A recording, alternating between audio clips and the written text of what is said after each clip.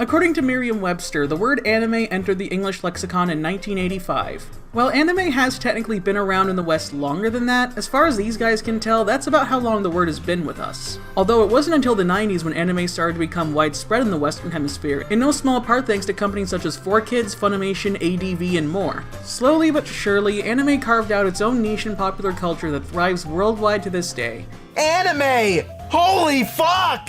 But to someone looking from the outside in, it begs the question, what is anime? Well, for starters, it's just the Japanese word for animation. It's the same as the English word, but neatly abbreviated, which is quite common with Japanese loanwords, such as television becoming terebi. In the English language, anime is literally a loanword of a loanword. The aforementioned dictionary organization defines it as a style of animation originating in Japan that is characterized by stark, colorful graphics depicting vibrant colors and action-filled plots, often with fantastic or futuristic themes. Personally, I think this definition is a bit too vague and broad, but at the same time, I think it's something most people can get behind. My personal definition of anime is any animation that was made entirely in Japan. Not necessarily the style, because that feels too subjective and varied. Cowboy Bebop and Nichijou are both shows that I would define as anime, but I wouldn't say they have similar art styles at all. But even so, I think the style being the primary defining factor is a valid argument to make. If there wasn't any stylistic cohesion unique to Japan, I don't think it would be as popular as it is now. Sometimes I'll be watching a movie or something, and when something cool happens, I'll be like, wow, that's so anime. It's not anime, but it evokes the same sort of feelings that anime does so well.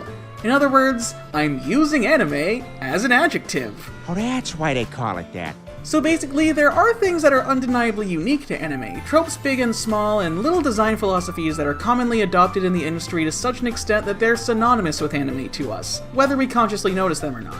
That said, I wouldn't say they're necessarily exclusive to anime. Ever since Avatar: The Last Airbender was first announced, the knee-jerk reaction that a lot of reporters had was, Nickelodeon is making an anime!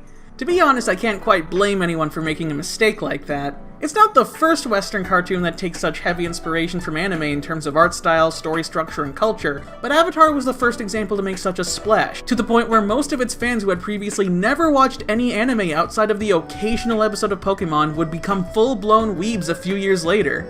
By most definitions, it isn't anime, but it did still appeal to anime fans for a lot of the same reasons, and people unfamiliar with anime were given a neat gateway into the subculture. And so, a lot of people got to thinking, why exactly isn't it anime? To some people, anime is just an art style and nothing more. Avatar's anime, Samurai Jack is anime, Potter Puppet Pals is anime, why not? Let's go fucking nuts! While I don't quite agree with this definition, I do still see the logic behind it. If you live in New Zealand and decide to make Kung Pao chicken, did you not make Chinese food? The culture doesn't evaporate once you cross national borders, so it's not unreasonable to call something anime when it evokes that culture, even if it's coming from another country. Though I can't say it'll make everyone happy, just look at Ruby's comment section on Crunchyroll. But then you also have cartoons that are written, produced, and storyboarded here in the States, and their actual animation is done by Asian studios, usually Korean. This practice is so damn common, there's an argument to be had that almost none of these shows can be considered Western when such a massive part of the job is literally done in Asia. Hell, some Western shows outsource the animation to Japan, TMS famously having worked on shows such as Animaniacs and Winnie the Pooh. Do we call these shows anime? Honestly, I'll let you decide. That said, I don't think a Yank like myself has any authority on the sanctity of Japanese art, so what do Japanese people think? Well, the thing is, they don't see anime the same way we do. For us, anime describes a specific type of show, but in Japan, anime just means animation. If you go to Japan and say, "Watashi no suki na anime wa SpongeBob desu," nobody will look at you funny or assume you're joking. They do categorize Western anime as such, but they don't separate it in the same way we do. So when we try to decide what is and isn't anime, we're specifically talking about it from the Western perspective, with our own local connotations of where things fit. We all kinda have our own idea of what we consider anime, and frankly, that's fine. There's nothing wrong with a little bit of subjectivity in our language, it's the spice of life. I'm not gonna lose my mind if you tell me your favorite anime is Adventure Time. I mean, at least it's not Attack on Titan. Although, animated TV and movies are not the only field of pop culture in which anime has a subjective meaning. The crossover between video game culture and anime culture is iffy to say the least. This is what the meat of the video is going to be about, and I'm going to have to address things one at a time. Let's start with the least frustrating conundrum of them all. The term anime fighter. Street Fighter II was the game that pioneered the modern fighting game, and damn near every other fighter you can name takes cues from it. But of course you gotta add a little bit of your own personal flair in there, so new mechanics would be added to different games as time went on. Some of those mechanics would then be iterated on by other developers in their own games, to the point where the genre is simultaneously pretty homogeneous, yet extremely varied. Some mechanics such as normal attack chaining and air dashing become so ubiquitous that people make new subgenres out of them. For one reason or another, among names like chain games or air dashers, a lot of people collectively decided that games with fast-paced combat, long combos, and great emphasis on movement techniques would be categorized as anime fighters. I think the only game that can objectively be called an anime fighter with absolutely nobody complaining is DBFZ. It's directly based on an anime, which in itself is based on a manga, but even I have to limit how pedantic I can get, and it has all the other mechanics and stylistic choices commonly attributed to anime fighters. It's perfect. It follows the line to a T. I think the only other games that most people can agree are anime fighters are, well, basically everything else made by Arxis or French Bread. Most of them aren't based on anime, though they do all take cues from anime in terms of tropes and art style. Though what people usually mean when they say anime fighter, they're also referring to mechanics. Now if I squint my eyes, I can kinda see where they're coming from. Compared to Street Fighter, Tekken, and KOF, they're not quite as grounded where the action is concerned. And to be clear, I am talking in really relative terms. These games are a lot more over-the-top and flashy with their movements and combos, in terms of both how they're executed and how they're shown visually. And, you know, over-the-top and flashy are words often associated with action beats and anime. So, is Skullgirls an anime fighter? I guess most people who agree that the games listed prior would say yes. All it really has that separates it from those is the fact that it's developed in America, but as we've talked about before, the art style is enough for a lot of people and takes priority over the actual country of origin. Not everyone's gonna roll with that, but I think it's uncontroversial enough of a take. For something a little spicier, is Them's Fighting Herds an anime fighter? You got me there! Though if I'm being honest, I think the definition gets wacky, not by what is an anime fighter, but what isn't. Like, we can all agree Street Fighter isn't an anime fighter, you know, despite all this fucking anime, both inside and outside of the games. And that's not even mentioning anime arena fighters, which are their own can of worms entirely. One could argue these aren't even fighting games and thus don't belong in this category, but I'm not willing to spend enough time playing Jump Force to throw my hat in that ring. I suppose one would argue it's more of a vibe than anything, not actually anything pertaining to the game, rather the social connotations surrounding it, which I think is a little weird. Okay, I get it, the art style and gameplay style are both important aspects to many people, myself included. When you want to discuss games people might not be familiar with, but you want a hook to get them in, finding a way to equate it with things you like is an effective way to do that. I'm not a fan of the term anime fighter. To me it's still pretty vague and I think there are better things we could call them, but it's still fairly harmless and I'd be lying if I said there was no purpose or method behind it.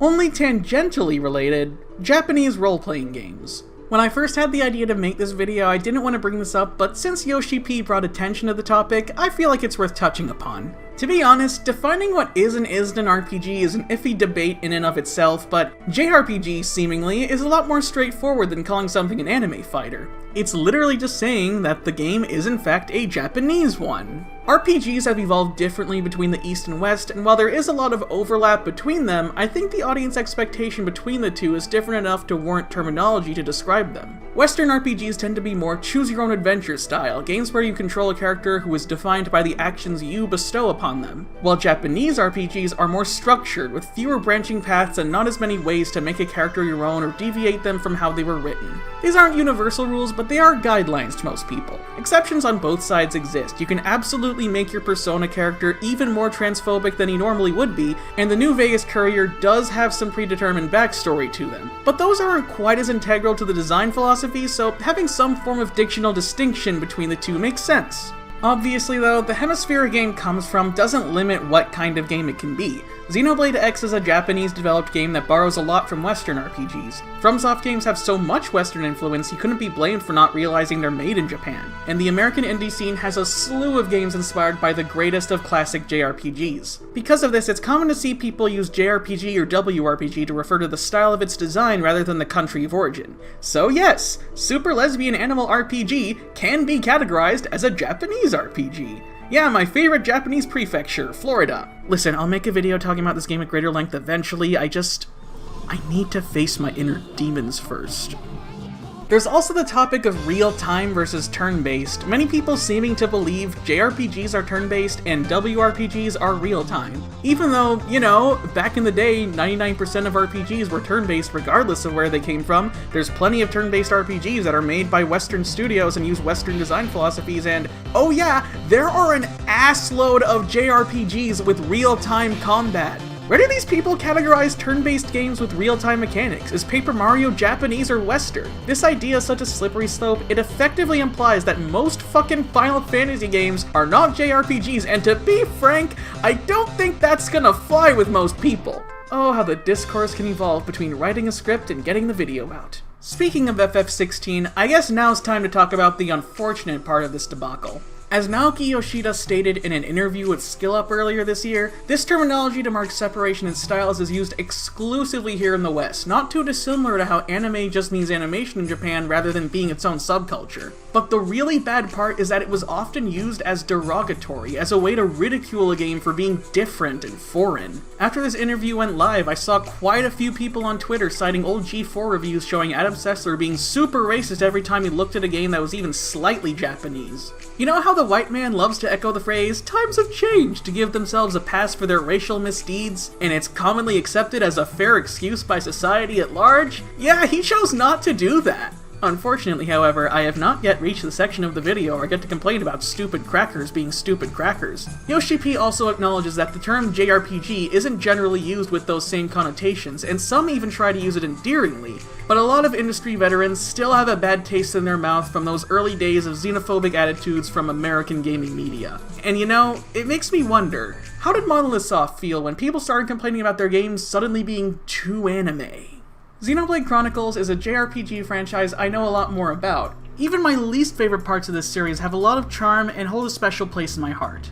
Unfortunately, that means I am inevitably exposed to much of the fandom discourse whether I like it or not. I didn't really get into the series until 2018, but I'll never forget seeing Xenoblade 2's announcement the previous year being met with some really conflicting reactions from fans. The art style took a big departure from the previous two games in the series. Xenoblade 1 had a somewhat muted tone to it and wasn't as dynamic with its facial animations, which I believe is primarily because of the limitations of the Wii's hardware. Xenoblade X had a more refined, futuristic, technological look to it, as its focus shifted towards the Skells. Xenoblade 2 pivoted back towards the fantastical aesthetic of the first game, but the way its characters looked was quite a bit different. They got bigger eyes, more exaggerated and stylized facial structures, they move in comically sporadic ways, their faces morph dynamically to sell the impact of their reactions to crazy scenarios, you know, like an anime, I guess. Like, yeah, Xenoblade 2 wanted to be a little more cutesy and comedic with its tone, and the art style was adjusted to reflect that, which I believe is fine. If you don't like it, I totally get it. It's completely understandable to like something grittier and more serious than something that wants to be all adorable and huggable like this game.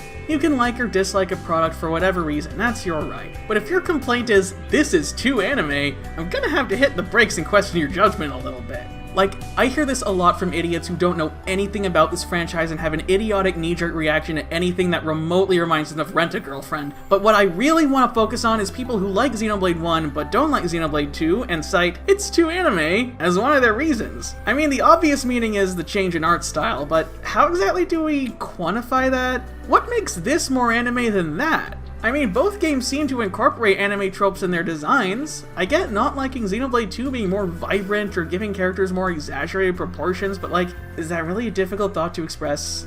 I mentioned earlier that I don't like to define anime by art style because anime art styles tend to vary quite a bit.